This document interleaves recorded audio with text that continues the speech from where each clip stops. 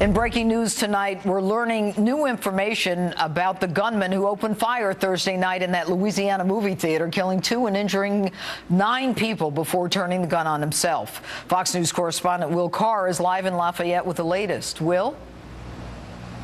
Good evening, Judge. It's been an emotional weekend filled with memorial services as friends and family have come together to remember the 2 women who were gunned down Thursday evening. 2 innocent lives lost when they came to the movies here.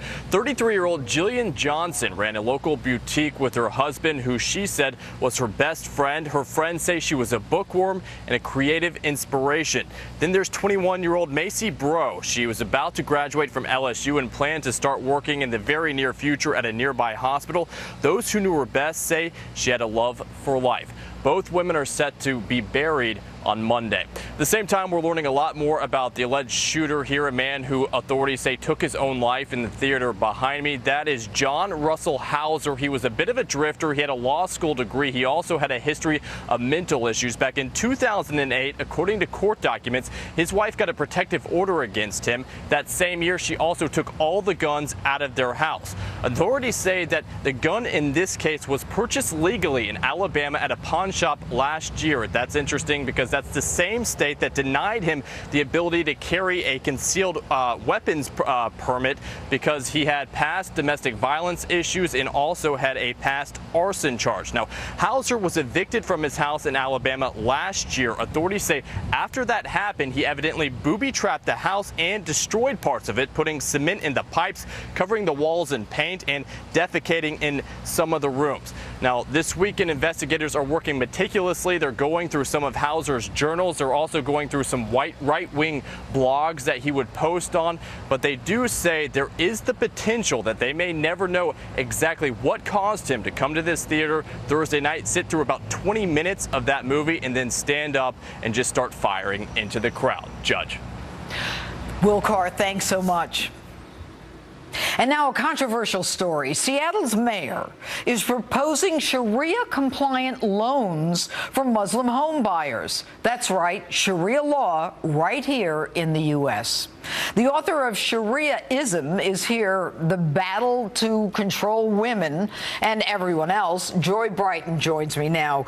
All right, good evening, Joy. Thanks for being here. I don't want to talk about Sharia per se or, jihad or any of that stuff. What I want to talk about is Sharia financing in American banks. So there is a concern in Seattle that the Muslims cannot find a Sharia-compliant financing option when they want to buy a home. What exactly is a Sharia-compliant financing option? Okay. Well, first of all, whoever is asking for this hasn't done some research, because, in fact, this is a market that is shrinking dramatically.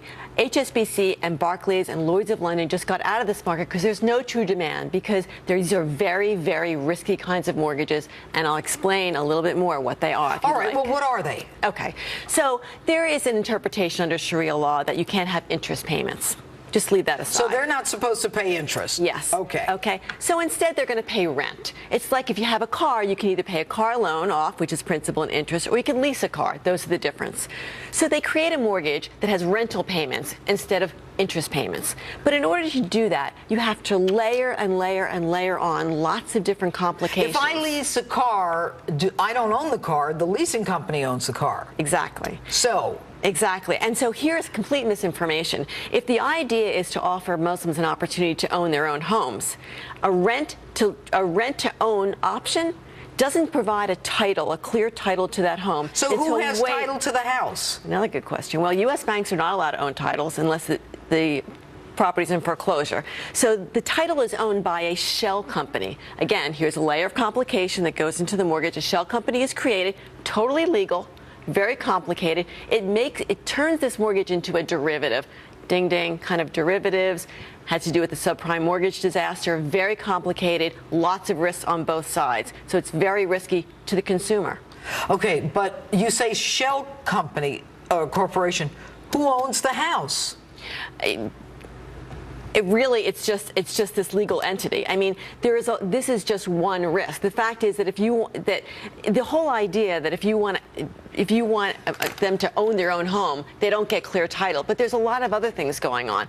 The reason why this is coming up is because it's being advertised as interest-free. You can have an interest-free mortgage.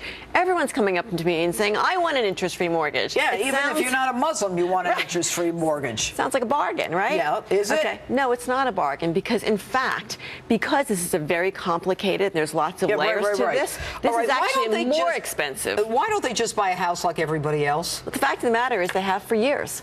For years. So whose idea is this?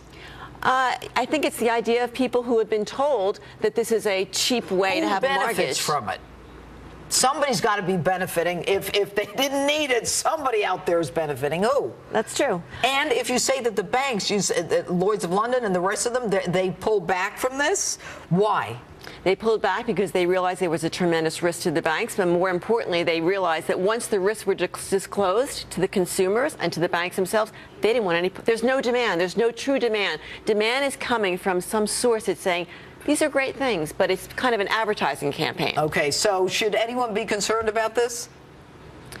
I think that it's important when a mayor comes out and says we should offer these, that he should look for the facts a little bit before he comes out with this. So I do think it's important. We should be concerned because it's important that people understand the facts. All right, Joy Brighton, thanks so much for being with us tonight. And also developing tonight, a showdown looming over sanctuary cities. Will Congress punish these cities for their failure to cooperate with the feds? This after 32-year-old Kate Steinle was murdered earlier this month in San Francisco by an illegal immigrant who had been deported 5 times. With me now is the Director of Policy Studies at the Center for Immigration Studies, Jessica Vaugham. Jessica, fireworks in Washington. I want you to take a listen to this because it involved you. You may not believe that we should have, Mrs. Vaugham, a fixing of our broken immigration system, but don't exploit a young woman's death in order to receive a paycheck to put food on your table. You should find a more decent and practical way to go about earning your living. Boy, he's pretty angry with you. Why? Well, I called him out on a comment that he had made on Telemundo when he called the murder of Kate Steinle a little thing that people were blowing out of proportion.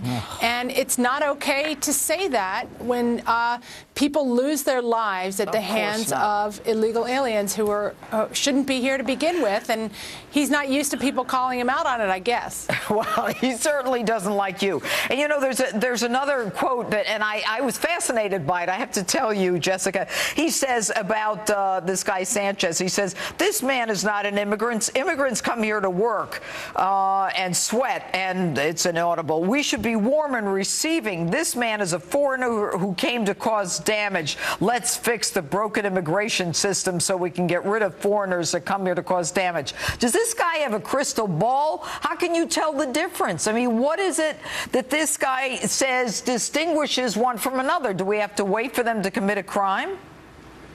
Well, that's the current policy of the Obama administration, is that we do have to wait for them to commit a crime before they're subject to deportation. But Mr. Gutierrez has never supported any fix to the immigration system that would solve these problems. He's wanted to enable sanctuary cities. He's perfectly fine with the Obama administration releasing tens of thousands of criminals every year back onto our streets.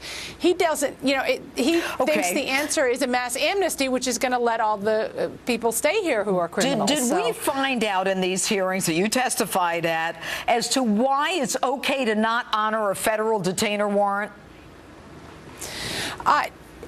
The reason, the excuse, I should say, that is given by people who want to obstruct immigration enforcement is that if they cooperate with the feds, that immigrants will stop reporting crimes. It's a complete myth. Absolutely. I mean, victims and witnesses are never targets for ICE. It is really something that they've created to give them some reason that they, feel good about people from obstructing being deported. enforcement. But, Jessica, there's something called a U visa. There's a law that Congress passed. Yes. If you're the victim of a crime, you get preferential treatment. I mean, you don't need a sanctuary city. I don't hear anybody talking about this law. But you're with the Center for Immigration Studies. Do these sanctuary cities actually increase the likelihood of illegals reporting crime? No, absolutely not. Immigrants can report crimes on anonymous tip lines. They can go to, there's plenty of community outreach that police departments do nowadays crime reporting is a problem across all ethnicities, sure. Types of people in the community. This is, if they want to increase trust for the whole community, all law enforcement agencies ought to be working together to make sure that the laws are enforced. Immigrants don't want criminals among them any more than anybody else does. So the whole thing is really just a made-up excuse to obstruct immigration enforcement that they disagree with on a political level. All right, Jessica Vaughn, so good to have you with us. Thanks so much. Thanks. All right, how many presidential candidates can you name? Paul. I forgot their last name. No, Paul is their last name. Oh, Rand Paul. I went out with some visual aids to see what Americans really know about the people running for the White House. You're not going to want to miss this one. It's a hoot. Still